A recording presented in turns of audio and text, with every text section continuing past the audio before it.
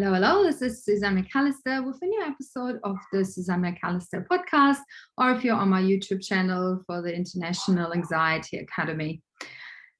Today, I really want to talk about 5 things that you should never say to somebody that's anxious. That can be your child or somebody that's your friend, anybody. And it's also very important to instruct people that are often very well-meaning, and they really don't know what else to say. If you are the one that has the anxiety, you probably have heard these 5 things that I'm going to mention at some stage, at least one of them. And yeah, so often people are really, they mean it well. They might not be versed in talking about emotions. They might not be versed in helping. And so they just don't know, and they might feel helpless. They don't know what to do. So the 5 things, can you guess already, that you should never say to somebody that's anxious, has anxiety, that you should not say to your child, or that nobody should say to you? The number 1 thing is calm down. I'm a bit allergic against that one. Somebody says, just calm down. If we could calm down and stop overthinking and stop being anxious, we would have done so. And if it was that easy, gosh, there would be no anxiety in the world, would there be? So well-meaning, but there has to be better instructions. There has to be better help. The second one, it's in your head. You're just imagining this. That's nothing to worry about. It's just in your head. And even though we might know that about anxiety, it's still very hard for us to. It's very hard for me. I have managed my own anxiety for decades, and I help my clients to manage their anxiety, and I especially help parents and moms with their own anxiety, and also to help their anxious child. So I'm a licensed therapist. I practice here in Australia. I have some online courses, and so I've been doing this for a long time. And then the other one would be like, oh, you're just a drama queen or a drama king. That's one of the things that is not really helpful. So when I work with my clients, I talk about, is this like a green thought? Is that a green thing to say? Is it good? Is it helpful? Does it serve a purpose? Or is it a red thought or a red thing to say? Does it help the situation? Does it make it worse? So it's really good if you want to play this episode to your family or to your friends. You might want to put it on when you're in the car if you want to be more subtle about it. But yeah, so saying you're just a drama queen does not help anybody that has anxiety.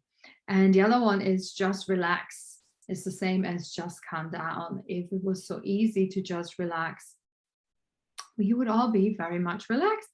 And just breathe.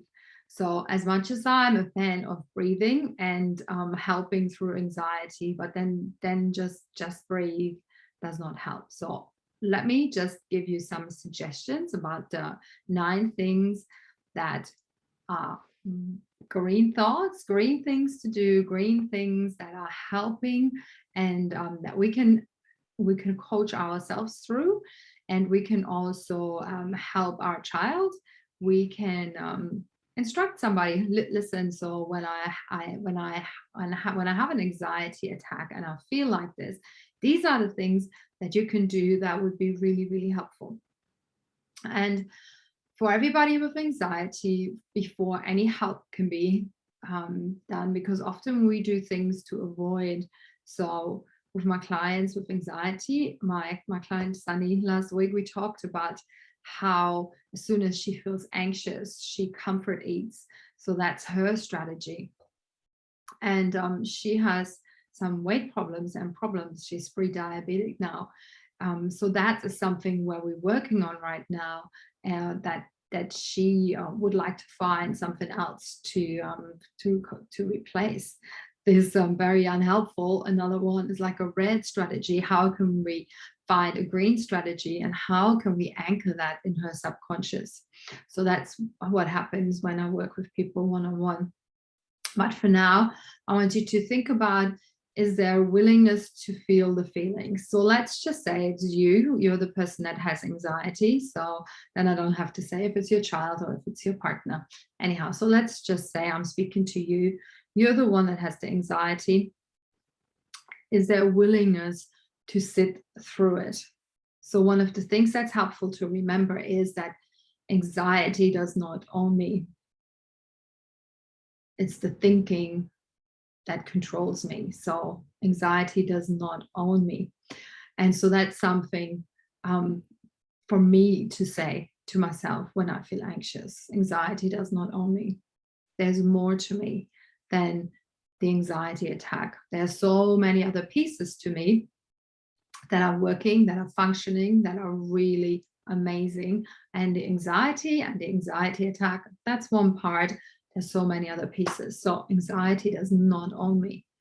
And that's important if it's your child that's anxious, to really bring that home to her or him as well. And the other one is to focus on the slow breathing as much as just breathe or just breathe is not helpful. The slow breathing is a thing that is helpful. And so one of the things that I teach all my clients is to breathe the box breathings, where you breathe in for 4, you hold for 4, you exhale for 4, you hold for 4, you breathe in for 4. And to do this slow. And if you can exhale for 5, that really calms down your nervous system. That's a really good idea. So yeah, focus on the breath, focus on the slow breathing. So if somebody has an anxiety attack, help them to calm down with the breath and just say, remember the box breathing. If that's your child, let's just sit down. And like with children, when I work with children, I work a lot with children, I get them to really draw it up. It's like, breathe in for 4, then hold if they can. Sometimes they're super anxious, so it's like, breathe in for 4, exhale for 5, breathe in for 4, exhale for 5, and then the slower, if there can be a little break. So that's always one of the things that really work well. And number 3 is trying to sit up straight, to not be crunched up in the anxious position or in fetal position, to like move the body and to move the anxious body in a way like moving the shoulders back, opening the heart. Putting on a song always helps. Music always helps me, definitely.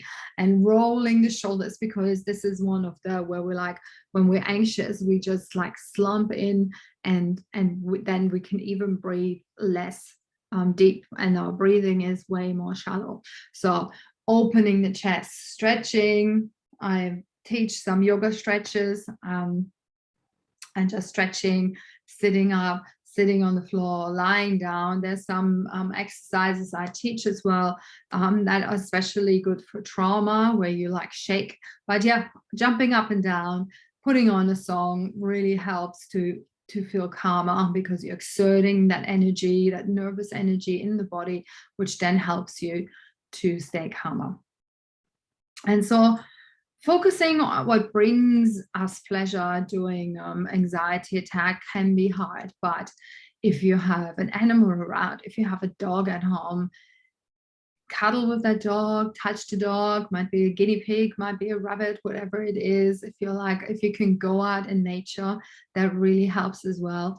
If there's animals out there, touch a tree, do some gardening, just go out in nature, put your hands in the dirt. If you live near the beach, put your feet grounding, put your feet on the beach, on the sand, and do your breathing. That is a very, very good tip for me. And call a loved one. So if you feel alone and you feel lonely, we've just come out of a lockdown at 50 minutes ago, actually, here on the Sunshine Coast where I live. So that's amazing. I'm glad. That was for a week, and nearly every day I tried to connect with somebody and even go for a walk with a friend. You could go for a walk with a friend that lives like not further than 10 Ks, And so we would like go for a walk. I met like three different friends, and I was just so happy, and spoke to a couple of my bestest friends that are further away.